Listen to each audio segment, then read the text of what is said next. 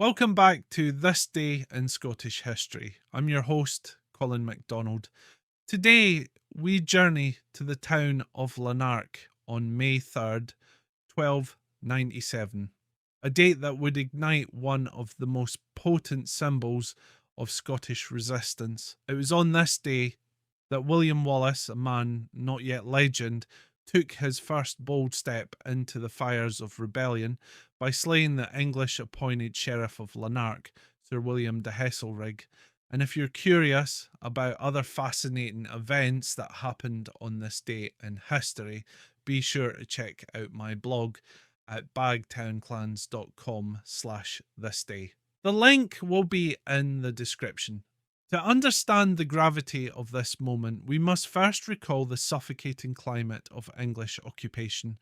Since the death of Alexander III and the subsequent crisis of succession, Scotland had fallen into turmoil. King Edward I of England, ever ambitious, ever domineering, saw opportunity.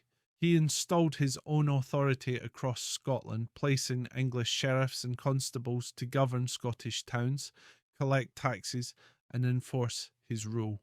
Lanark, a key town on the River Clyde, was one such place where English boots stomped heavily upon Scottish soil. Wallace, by most accounts, was still a young man in 1297. The details of his early life remain cloaked in myth and legend, but what is certain is his fierce disdain for English rule.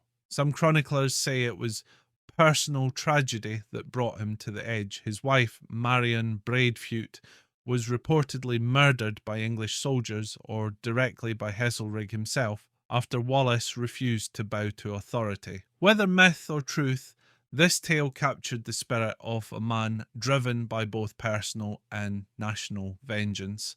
On that fateful day, Wallace and a small band of rebels descended upon Lanark. What unfolded was less a battle and more an act of precise and purposeful fury. Heselrig was killed, his garrison scattered or slain, and the English grip on the town temporarily broken. The sheer audacity of the attack sent ripples across the land. In killing Heselrig, Wallace did more than avenge a personal wrong. He sent a clear and thunderous message. The Scots were no longer willing to be governed by foreign law. This was not a spontaneous riot.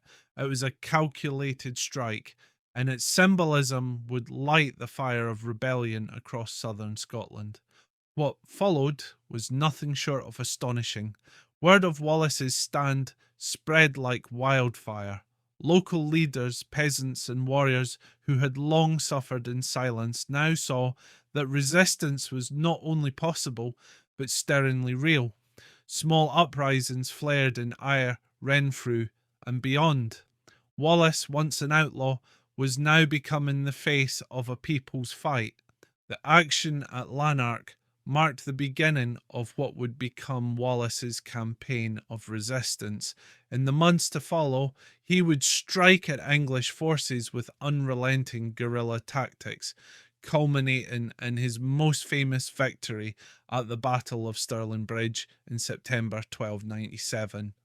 But it all began here, with a single visceral act that reverberated throughout a nation. It's important to note, though, that Lanark was never meant to be the final blow. Wallace was not driven solely by vengeance.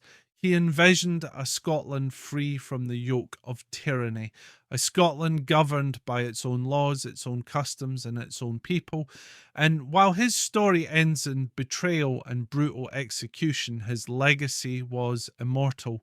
The Lanark uprising transformed him from a local rebel into a national hero, a martyr, and a symbol of Scottish defiance. Today, Lanark remembers Wallace not just as a warrior, but as a catalyst of change. A statue now stands in the town, bearing his likeness, long hair, broadsword, and a gaze fixed defiantly toward the horizon. And while history can sometimes blur the lines between fact and legend, the impact of that May morning in 1297 remains crystal clear. Thank you for joining me today on This Day in Scottish History. I hope you've enjoyed this tale of rebellion, loss, and unyielding courage. Don't forget to check out my blog for more historical events at bagtownclans.com/thisday. Tune in tomorrow for another journey through Scotland's remarkable past. I'm Colin MacDonald. Haste you back.